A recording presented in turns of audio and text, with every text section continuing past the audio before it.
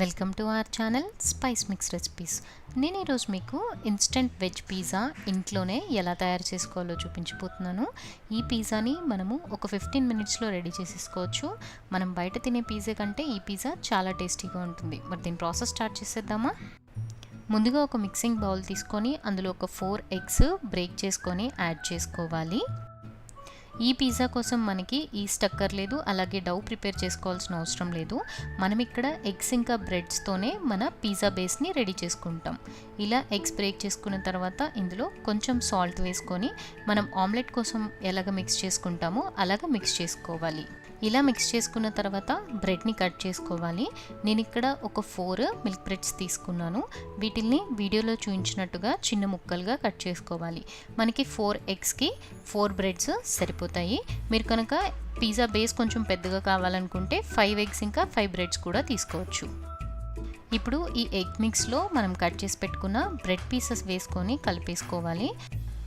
ఈ bread pieces అన్నీ ఎగ్ని బాగా అబ్జర్వ్ చేసేంత వరకు కలుపుకోవాలి. ఇలా కలుపుకునే కొద్దీ మనకి బ్రెడ్ పీసెస్ అనేవి ఇలా మెత్తగా అవుతాయి. ఇప్పుడు మనం స్టవ్ పైన ప్యాన్ పెట్టుకొని అందులో బటర్ వేసుకొని కరిగించుకోవాలి. మీ దగ్గర బటర్ లేకపోతే నార్మల్ కుకింగ్ ఆయిల్ కూడా యూజ్ చేసుకోవచ్చు, బట్ బటర్ యూజ్ చేస్తే టేస్ట్ బాగుంటుంది.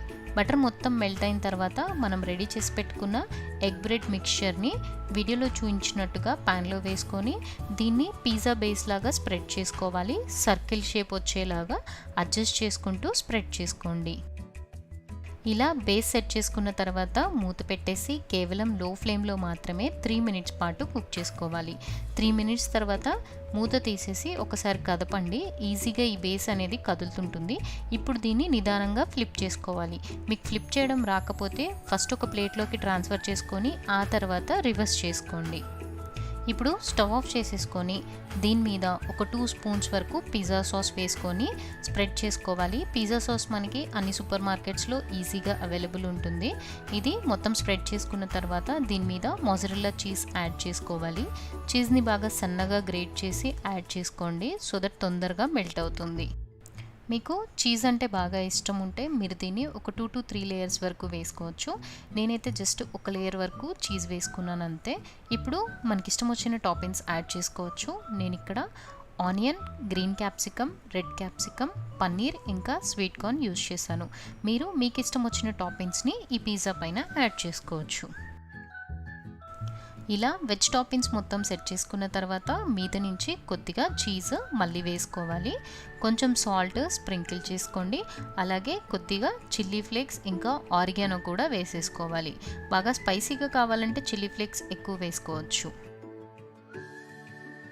ఇలా పిజ్జా రెడీ చేసుకున్న తర్వాత స్టవ్ వెలిగించేసి లో ఫ్లేమ్లో పెట్టి మూత పెట్టేసి ఒక 5 మినిట్స్ పాటు కుక్ చేసుకోవాలి. 5 మినిట్స్ తర్వాత మూత తీసి చూస్తే చీజ్ అనేది మనకి పర్ఫెక్ట్గా మెల్ట్ అయిపోతుంది. ఇప్పుడు దీన్ని ఒక సర్వింగ్ ప్లేట్లోకి తీసేసుకొని విడిగా తిన్నా చాలా బాగుంటుంది, లేదా టమాటో కెచప్తో తిన్నా కూడా అద్భుతంగా ఉంటుంది. చూసారుగా ఇన్స్టెంట్ పిజ్జాని ఎలా రెడీ చేసుకోవాలో. దీన్ని మీరు కూడా ట్రై చేసి మీ ఫ్రెండ్స్ అండ్ ఫ్యామిలీ మెంబర్స్తో టేస్ట్ చేయండి. వీడియో నచ్చిందా ఛానల్కి సబ్స్క్రైబ్ చేసుకోండి. అలాగే పక్కనున్న బెల్ ఐకాన్ని హిట్ చేయడం మాత్రం మర్చిపోకండి.